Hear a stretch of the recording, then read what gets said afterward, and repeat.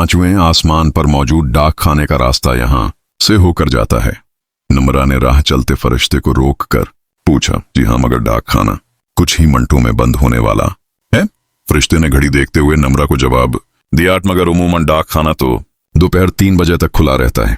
नम्रा फरिश्ते के जवाब पर एकदम बोली, जी हाँ, मगर मामलात जमा के रोज कुछ और होते हैं मोहतरमा। फरिश्ता लंबी सांस भरते हुए जवाबन बोला। घड़ी उस वक्त 12 बजा रही थी और नम्रा अपनी बेअंतहा कोशिशों के बावजूद अभी तीसरे आसमान तक ही पहुंची थी।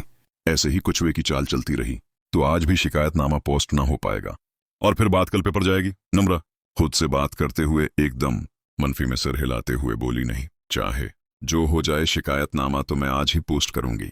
जारी है। नम्रा ने फौरन वक्त न जाये करते हुए अपने हील वाले जूते उतारे और आओ देखा। नताव सीधा दौड़ लगा दी। नम्रा इतनी तेज भाग रही थी जैसे हुआ के घोड़े पर सवार हो।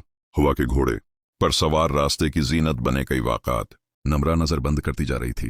5वें आसमान पर मौजूद डाक खाने के रास्ते में कई बागात पड़ते थे जो हर लिहाज से हुसैन और परसुकून थे। बागात को नजर बंद करते हुए कई बार नम्रा का दिल करता कि कहीं रुक कर आराम कर ले, मगर जहन पर सवार शिकायतनामे का ख्याल उसका हौसला टूटने न देता। बिल आखिर नम्रा डाक खाने के बाहरी दरवाजे से दाखिल हुई। अतिसवालियों की लंबी कतार देखकर नम्रा हैरत जिदा रह गई।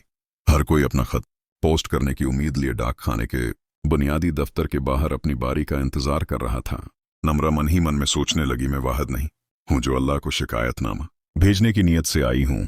मेरे अलावा बहुत से और भी हैं जो अपनी मौत से खुश नहीं।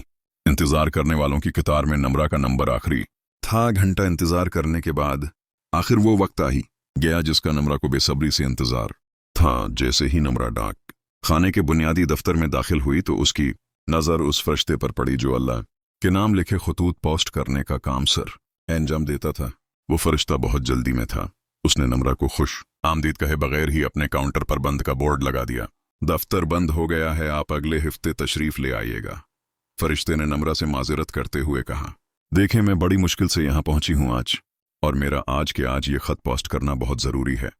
नम्रा फरिश्ते से इल्तजा करते हुए बोली, मोहतरमा जमा का वक्त है और मैं मामूल से थोड़ा लेट हो गया हूं।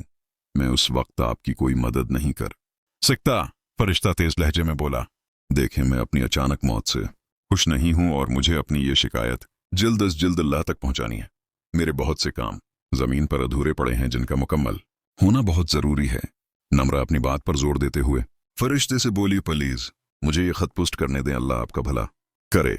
नम्रा की पुरअसरार इल्तिजा फरिश्ता ज्यादा देर तक हूं ना कर पाया। वो एक लम्हे के लिए सोच में पड़ गया। मोहतरमा, फरिश्ते ने नम्रा को मुखातिब करके एक लंबी सांस खींची। आप एक काम करें।